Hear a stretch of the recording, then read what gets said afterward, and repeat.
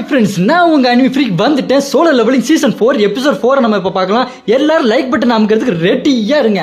இந்த எபிசோட் ஸ்டார்டிங்ல இன்னும் அந்த பிளேன்ல தான் காட்டுறாங்க. அவன் இன்னும் பயந்து பேசிட்டு இருக்கான். சார், உங்க அப்பாவால எங்க அமெரிக்காவுல பெரிய சொத்தே போயிடுச்சு சார். நேஷனல் ஹண்டர் இறந்து போயிட்டார் சார். அவரால் தான் சார் அப்படின்னு சொல்லிட்டு இருக்கும்போது நம்ம ஹீரோ, எங்க அப்பா 10 வருஷத்துக்கு முன்னாடி தொலைஞ்சு போனாரு. இப்போ ஒரு மாசரா திரும்பி வந்துட்டாரா அப்படி கடுப்பா இருப்பான். அவனும் நம்ம ஹீரோ பார்த்து மைண்ட் வாஷ்ல ஓட்டிட்டு இருப்பான். இவனோட இவ்வளவு பவர்ஃபுல்லா இருக்கான். இவன் டெலிகைனசிஸ் பவர் யூஸ் பண்றானா? இதெல்லாம் நேஷனல் ரேங்க் கண்ட்ரோல் யூஸ் பண்ணுவானுங்க. ஐயோ, இது எல்லாத்துக்கும் நான் தெரியப்படுத்தி ஆகணும் அப்படின்னு சொல்லிட்டு நம்ம ஹீரோட்ட பேச இருப்பான். சார், உங்க கோவம் எனக்கு புரியுது சார். இருந்தாலும் நான் பப்ளிக்கா இதை சொல்றதுக்கு முன்னாடி உங்ககிட்ட ஏன் சொல்றேன்னா, உங்க கூட அமெரிக்கா நட்புறவோட இருக்கும்னு நினைக்கிறேன் சார். அதனால சார் நான் அது முன்னாடியே சொல்றேன் அப்படின்னு சொல்லிட்டே இருக்கும்போது இன்டர்நேஷனல் கில்டு கான்ஃபரன்ஸ் நடக்கிற இடத்த காட்டுறாங்க. அப்படியே யார் யார் கலந்துக்க போறாங்கன்ற லிஸ்ட் காட்டுறாங்க.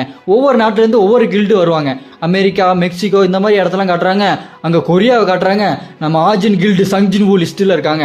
அப்படி இந்த பக்கம் கொரியாக்கு வந்தா இங்க ஒரு பிரஸ் மீட் நடக்குது. அங்க ஒரு ரிப்போர்ட்டர் இன்ஜின் கேள்வி கேட்கறான். சார், நீங்களா இவ்வளவு பெரிய ஆள் இருக்கீங்க, இவ்வளவு பெரிய கில்டுலாம் இருக்கு, அதெல்லாம் விட்டுட்டு ஒரே ஒருத்தர் சங்ஜின் வூ இருக்கிற ஆர்ஜின் கில்ட நம்ம நாட்டு சார்பா அமெரிக்கன் இன்டர்நேஷனல் கில்டு கான்ஃபரன்ஸுக்கு அனுப்புறீங்களா சார்?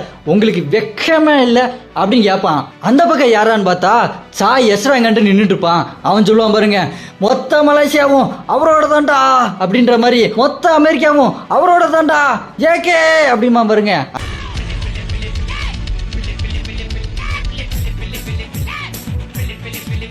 அந்த ரிப்போர்ட்டரோ, சார் இது ரொம்ப பில்டப்பா இருக்கே சார் அப்படின்னு கேட்டதுக்கு சாய் மறுபடியும், டேய் அவர் அயன்மேனுக்கு அயன் பண்ணி கொடுத்தவர்றா, டானஸ் கூட தாயை கட்ட விளாண்டவர்றா, டே அவர் ட்ரம்ப் கூட வம்பிழுக்கிறவர்றா, நாங்க போறதை விட அவர் போறதாண்டா கரெக்டா இருக்கும் அப்படின்னு சொல்லிட்டு பிரஸ் பண்ண முடிச்சுட்டு அவன் வெளியே வந்துருவான். அப்போ அசிஸ்டன்ட் வந்துட்டு, சார் நம்மளுக்கு ஒரு ஏர் டஞ்சன் கேட்டு கிடைச்சிருக்கு சார் அப்படின்னு சொன்னோன்னே, ஓ பரவாயில்ல, சங்ஜின்மூ இல்லாதனால நம்மளுக்கு ஒரு கேட்டு கிடைச்சிருக்கா, அவர் இருந்தாருன்னா எஸ்ரா கேட்டையே ஒத்தையால நின்று சமாளிச்சுட்டு போய்கிட்டே இருப்பாரு அப்படின்னு யோசிச்சுக்கிட்டே இருப்பான். அப்படியே சேர்மன் கோவோட ஆபீஸை காட்டுறாங்க.